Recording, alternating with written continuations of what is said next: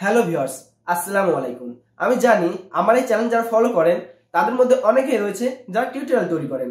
Tutorial তৈরি করবেন আর screen record করবেন না, তা তো হতে পারে না। যখন আমরা স্ক্রিন রেকর্ড করি, মাউসের চারপাশে যে একটি রাউন্ড বর্ডার তৈরি হয় সেটি কিভাবে ইনেবল করতে হয়, এবং যখন আমরা মাউসে ক্লিক করি তখন কিভাবে একটি অ্যানিমেশন সৃষ্টি হয় সেটি কিভাবে ইনেবল করতে হয়, এবং যখন আমরা কিবোর্ডে টাইপিং করি লেখাগুলো কিভাবে নিচে চলে আসে, এই সকল সেটিংগুলো কিভাবে ইনেবল করবেন তার বিস্তারিতই দেখাবো আজকের এই ভিডিওতে। আমি যে সফটওয়্যারটি ব্যবহার করি সেটা হলো সোর্স অফ মাউস ট্র্যাক। ভিডিওর নিচে ডিসক্রিপশন বক্সে অফিসিয়াল লিঙ্ক দেওয়া থাকবে, আপনি সেখান থেকে এই ওয়েবসাইটে চলে আসবেন। আসার পর আপনি উইন্ডোজ নামে একটি অপশন পেয়ে যাবেন, এখানে ক্লিক করে দিবেন। ডাউনলোড নামে একটি অপশন পেয়ে যাবেন, এখানে ক্লিক করে দিবেন। ওকেতে ক্লিক করবেন, ডাউনলোড শুরু হয়ে যাবে। সফটওয়্যারটি 10 MB এর একটি সফটওয়্যার। আমার ইন্টারনেট স্পিড স্লো হওয়ার কারণে অনেক সময় লাগবে, সো আমি একটু ফাস্ট করে দিচ্ছি।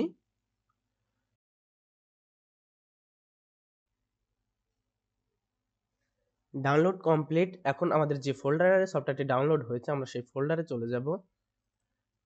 Source of mouse track dot zip একটি জিপ ফাইলে ডাউনলোড হয়েছে। এই জিপ ফাইলটি আমাদের এক্সট্র্যাক্ট করতে হবে। এক্সট্র্যাক্ট করার জন্য আমরা 7-zip কিংবা উইন্ডোজ যে কোনো সফটওয়্যার ব্যবহার করতে পারি। সো আমরা এক্সট্র্যাক্ট করে নিচ্ছি। এক্সট্র্যাক্ট করার পর আমরা একটি ফোল্ডার পেয়ে যাবো। ফোল্ডারটি ওপেন করলে আমাদের কাঙ্ক্ষিত যে সফটওয়্যারটি রয়েছে সোর্স অফ মাউস ট্র্যাক সফটওয়্যারটি আমরা পেয়ে যাব। নিয়ম অনুযায়ী এই সোর্স অফ মাউস ট্র্যাক সফটওয়্যারটি আমরা ইনস্টল করে নিব। অ্যাপ্লিকেশনটি ইনস্টল হয়ে গেলে ডেস্কটপে সোর্স অফ মাউস ট্র্যাকের একটি আইকন চলে আসবে। সো এখানে ডাবল ক্লিক করলে অ্যাপ্লিকেশনটা চালু হয়ে যাবে। প্রথমে যে অপশনটি রয়েছে জেনারেল, এটি খুবই গুরুত্বপূর্ণ কারণ সকল দরকারি সেটিংগুলো এখানে আমরা পেয়ে যাব। প্রথমে রয়েছে স্পটলাইট। সো স্পটলাইট যদি আমরা চালু করতে চাই তাহলে এখানে একটি খালি ঘর রয়েছে, এখানে আমরা একটি কি দিয়ে দেব। সো আমি 1 দিয়ে দিলাম। এখন যদি আমরা কিবোর্ড থেকে 1 প্রেস করি তাহলে স্পটলাইটটি চালু হবে। সো স্পটলাইটটি দিয়ে আমরা যে কোনো স্থানকে নির্দিষ্ট করে হাইলাইট করে দেখাতে পারবো। যদি কিবোর্ড থেকে আমরা আবার 1 প্রেস করি তাহলে স্পটলাইটটি বন্ধ হয়ে যাবে। 1 যে কিটি রয়েছে এটি দিয়ে আমরা স্পটলাইট অন এবং অফ করতে পারবো। দ্বিতীয় যে অপশনটি রয়েছে সেটি হচ্ছে লাইভ ড্র। সো এখানে একটি খালি ঘর রয়েছে, এখানে যদি আমরা একটা কি দিয়ে দিই, আমরা 2 দিয়ে দিলাম। এখন যদি এখানে আমরা একটা খালি ঘর রয়েছে এখানে ক্লিক করে দিই তাহলে লেখা আসবে press ESC or mouse right click to exit live draw. অর্থাৎ লাইভ ড্র থেকে যদি আমরা এক্সিট করতে চাই তাহলে কিবোর্ডের ESC বাটনটি আমাদের প্রেস করতে হবে। সো এখন যদি আমরা এই যে জেনারেল যে লেখাটা আছে এটি যদি আমরা ড্র করে দেখাতে চাই, সো এইরকম করে আমরা ড্র করে দেখাতে পারবো। অর্থাৎ এটি একটি স্ক্রিনশট নিয়েছে। এই স্ক্রিনশটকে আমরা ড্র করে করে কোনো স্থানকে মার্ক করে দেখাতে পারবো। সো যদি আমরা এখান থেকে এক্সিট করতে চাই তাহলে আমরা কিবোর্ডের ESC যে বাটনটি রয়েছে এটি আমরা প্রেস করে দিব। এরপর যে অপশনটি রয়েছে সেটি হচ্ছে লাইভ জুম। এখানে একটি খালি ঘর রয়েছে, এখানে আমরা দিয়ে দিব 3 এবং খালি যে চেক বক্সটি রয়েছে এখানে যদি আমরা টিক দিয়ে দিই তাহলে আমাদের মাউসের কার্সারটি যে স্থান নিয়ে যাব সেটি লাইভ জুম করে কিন্তু দেখাবে। এরপর রয়েছে মাউস ক্লিক। মাউস ক্লিকের কাজ হচ্ছে আমরা মাউসের কার্সারটি যেখানে নিয়ে যা ক্লিক করব সেখানে একটি সুন্দর অ্যানিমেশনের সৃষ্টি হবে।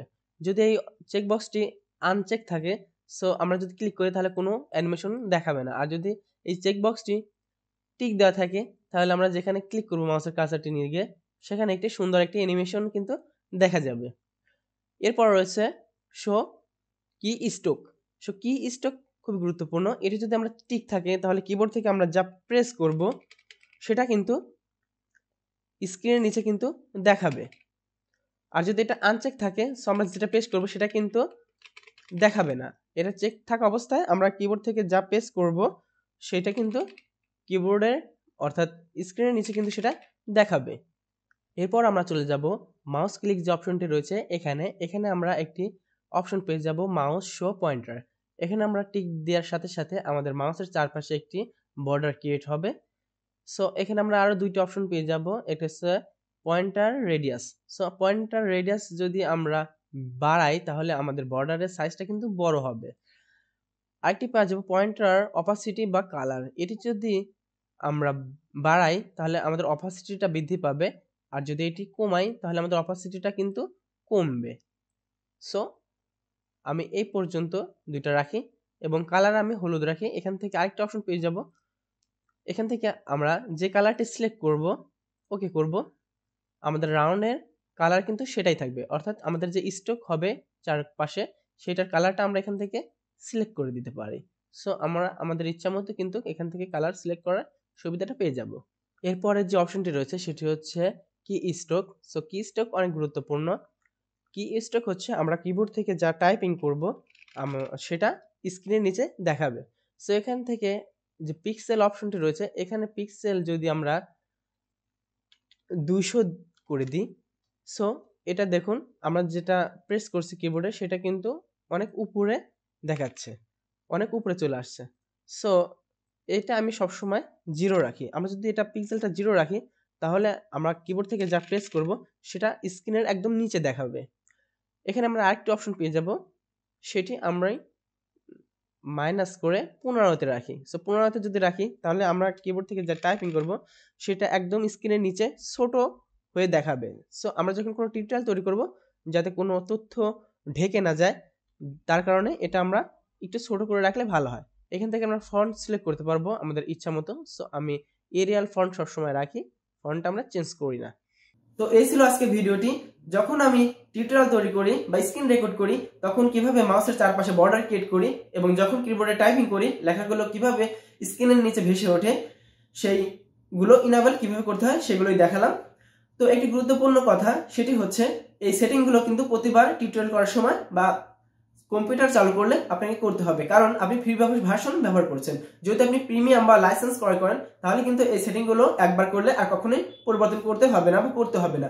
কিন্তু আপনি যেহেতু ফ্রি ভার্সন ব্যবহার করছেন তো এই সেটিংগুলো প্রত্যেকবার করতে হবে।